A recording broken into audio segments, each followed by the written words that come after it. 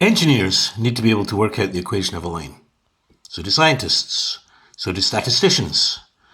Social subjects, people looking at populations and things over time. So historians and geographers and mathematicians all need to be able to work out the equation of a line.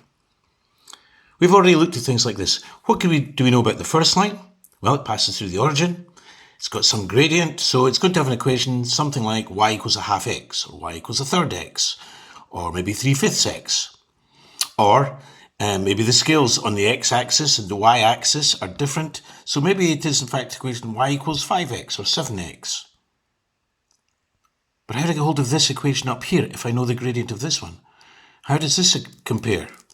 I know on this one that every point on here there's a connection between the x and the y-axis.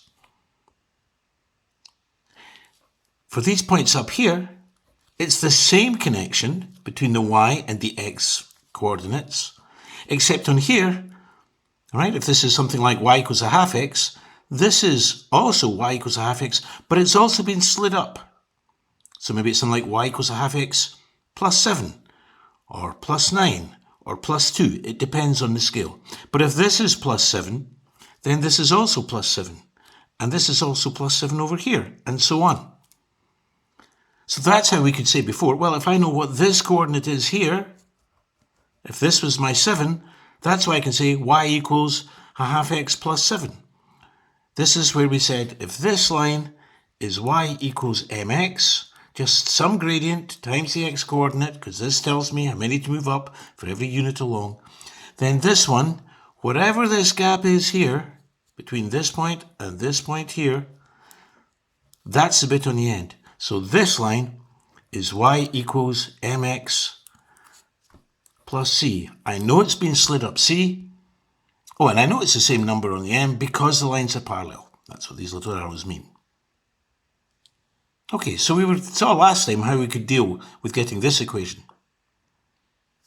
But what if we had something like this? Okay, again, the bottom line passes through the origin, so we can mark that in. And we can say there's some steepness here, so the y equals some number times x. That's all I know so far. If I were to tell you the lines are parallel, then that tells me something about this second line here. But what happens if I don't know where it cuts the y-axis? How can I get hold of the equation of this second line if I don't know where it cuts the y-axis? But I have the coordinates of some other point, like here. Let's say this was the point something like, I don't know, 2, 8. Here's what to think about. How can I get this line back down so it's the same as this one? They're parallel, so this second one must have something to do with y equals mx. But if I know this point, how can I get this point? Well, the easiest thing to do is to say, well, let's see, what's the connection between the lines? Well, I know that this line works like this, and here's a point I know about. Even when there's no scale on here, I know the coordinates of this point. How can I get this line back to here? Well, what's happened? From the origin 0, 0, it's gone along 2 and up 8. How can I get this point back down to here? And if I move this point down, then every other point goes down. I've got to take 8 down off the y-coordinate and move along 2 of the x-coordinate. That would bring this point down to here. And if I did that with all the points, then this line would go down 8 and along 2, and it would end up on top of this line. That would give me a connection between the two lines. What I'm saying is, for every y-coordinate on this line, if I removed 8, then that would be the same as saying the gradient times, oh, and with every x-coordinate, I want to move it along 2, take off 2 from the x-coordinate before you multiply by the gradient. This form here is very powerful because it tells us the equation of almost any line. The only one it doesn't work for is vertical, right? But when we know the coordinates of any point on the line, even if we don't know the y-intercept. So we say, well, let's not say it was 2, 8, because it might not be 2, 8. right? It might be 715, or it might be negative if it comes down here. It might both be negative if I keep going down to the left. So we say, but generally speaking, if this is the point A, B, if my x-coordinate is A and my y-coordinate is B, then I can say, oh, generally speaking, not just for this specific point, if I take B of the y in the formula, whatever the point I know is, if I take the y-coordinate and say I'll remove that, equals m, and I take A of the x-coordinate. Now that might sound quite confusing, but in practice it works out really well. Because now we know that for any line, all we need is the gradient and a point on the line. So, for example, here's my formula. M stands for gradient. AB is any point on the line whatsoever. Doesn't matter if they're positive, negative, fractions, or whatever. And I'm looking for a rule that connects the y-coordinate to the x-coordinate of any point on the line, not just this specific one. Then if I know that this point P, whatever these coordinates are, okay, then I can work down like that. Okay.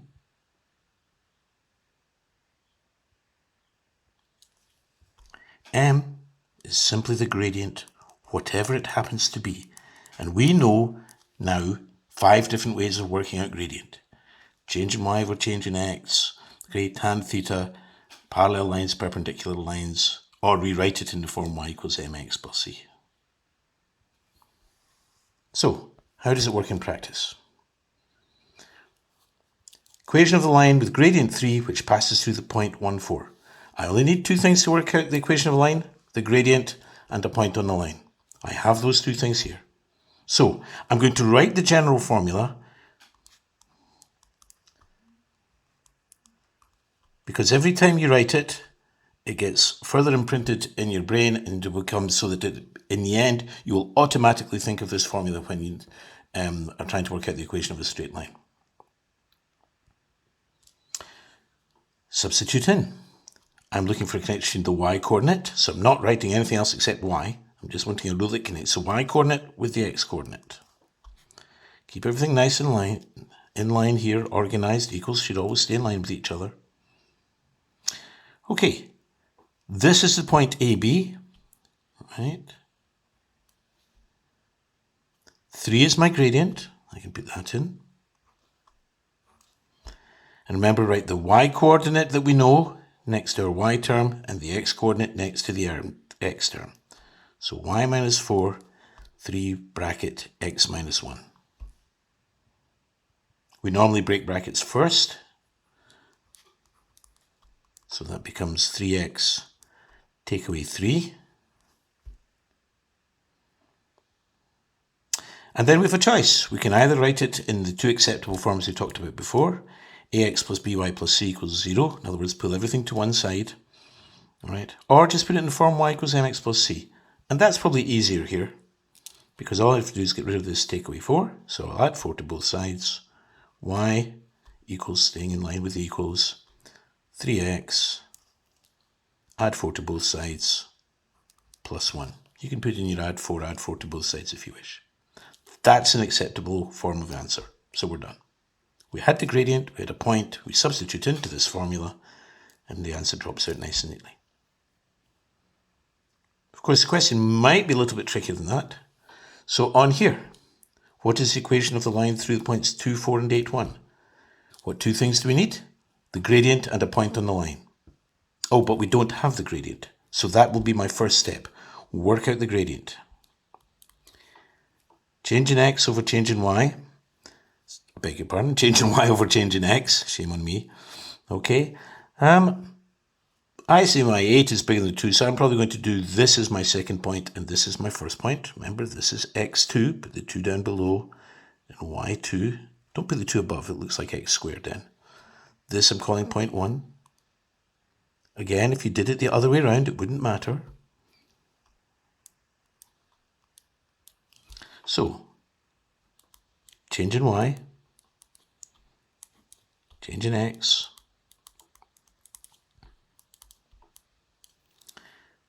1 minus 4, 8 minus 2, minus 3 over 6, and that simplifies quite nicely to minus a half. Okay, I have the gradient, I have a point on the line. In fact, I have a choice. Does not matter which one I use. I'll get the same answer either way. So, write my general formula. Y minus any y point on the line, gradient times x minus any particular x point on the line. Y minus b equals mx minus a. Substitute in my gradient is minus a half.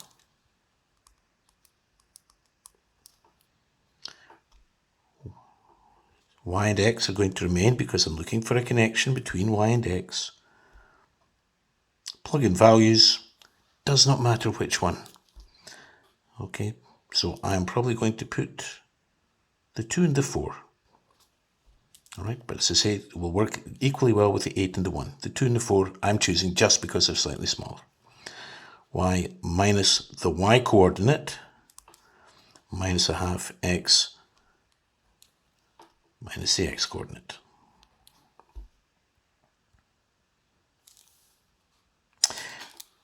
Multiplying out by a half, this will work out nice and exactly. So it would be quite simple to say y minus 4 equals minus a half x, and minus a half times negative 2, that would be plus 1, and then bring the 4 over, and I'll get nice exact numbers. Okay, so I'm going to go with that.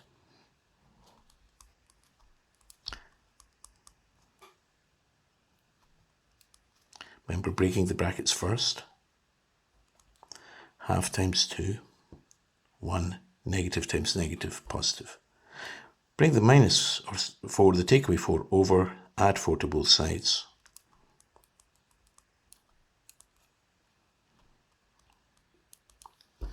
Plus 5. So there's my final equation. It's in the form y equals mx plus c. It's completely acceptable. This worked because the half worked out very nicely with the x, and also the half multiplying by the 2 gave me a nice exact whole number here, the plus 1. That's not always the case. What happens if the fraction is not nice and tidy? So I'm going to show you how that works in the third example. And we could use this other method with this example here. We will get a correct answer in a slightly different form. I'll show you what I mean. On example number 3. Okay. Remember, we're always saying we need the gradient and a point on the line, and if we're not given the gradient, how can we get it? So, what is the equation of the line through 1, 2, which is perpendicular to the line with the equation 2x plus y minus 6 equals 0? Okay, how will I calculate the gradient? Well, I know that the line I want is perpendicular to this line. So I'm going to start off with this line and get what is the gradient of this line. 2x plus y minus 6 equals 0. All right, which means, I'm going to write it down the way, don't like going across the way here. So, which means y, take away 2x from both sides, add 6 to both sides, so that I end up with y equals. There we are, y equals, oh, and from this form, I can say, I know the equation of this line. The equation of this line, my gradient, is negative 2. All right, I'll call this my first line, so I'm going to call it gradient 1. But this is not the gradient I'm looking for. Right? I want the gradient for my line here. What do I know about my line? It's perpendicular, all right, to this one. Oh, okay. Perpendicular, what do I know? If I multiply two gradients together for perpendicular lines, I must get negative 1. Since I know my first gradient is minus 2, my second gradient, it's the same as minus 2 over 1. Turn it upside down and change the sign. Negative becomes positive. All right. All the time I'm writing this working out, I'm scoring marks in the exam. Okay, one for identifying the first gradient here, possibly one for rewriting this here, although I doubt it because that's fairly straightforward for you guys. Okay, one for identifying my second gradient because I'm using this rule here, so write all these steps down. What do I need for the equation of a line? The gradient and a point on the line. I now have my gradient. I was given a point on the line, so now I will use this equation. Y minus b equals mx minus a. I'll substitute in this here.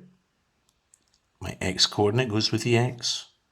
My y coordinate is one that goes with the y. So I can write down over here, y minus 2 equals, substitute my gradient in, a half x minus 1. Now again, we could multiply it to fractions and say this whole thing will work. We'll have a half x minus a half and we'll add 2 and everything. But as I say, sometimes the fractions are not nice. So what a lot of people do is they go with the rule of thumb of when you have something like this and the gradient is a fraction, get rid of the fraction. Multiply out this denominator here to get rid of the fraction. And as I say, we could have done this on the previous example as well. So that's what I'm going to show you in this example here. It's particularly useful if I've got something like, I don't know, a quarter over here and 3/7 or something here. And it's just going to get messy with the fractions. It's perfectly doable, right? But this way always works and keeps things much simpler. Multiplying through everything by this, because this is the same as saying x minus 1 all over 2. It's all being divided by 2. And I don't want that, so I'm going to say the opposite of divide by 2. I'm going to multiply by 2. If I'm multiplying this side here, this bracket by 2, I'm multiplying every term by 2. So multiplying out by this denominator here gives me 2y. Multiplying this by 2 gives me, take away, 4. Now, multiplying this by 2 just gives me 1. And my bracket does not change. Do not multiply the things inside the bracket by 2. This was all being, this bracket, this basically says bracket divide by 2. And I was multiplying by 2 to get rid of, to cancel this divide by 2 here. If I multiplied inside here, then I'm actually multiplying this side by 2 twice. And I don't want to do that twice. Just once. I multiplied this once by 2, this once by 2, and this does it. So this stays the same. Now break the brackets and tidy up.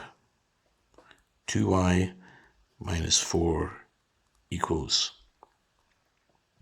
x, take away 1.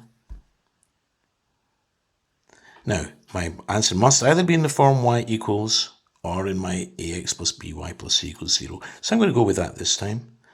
My x term is fine, so I'm just going to say turn it round.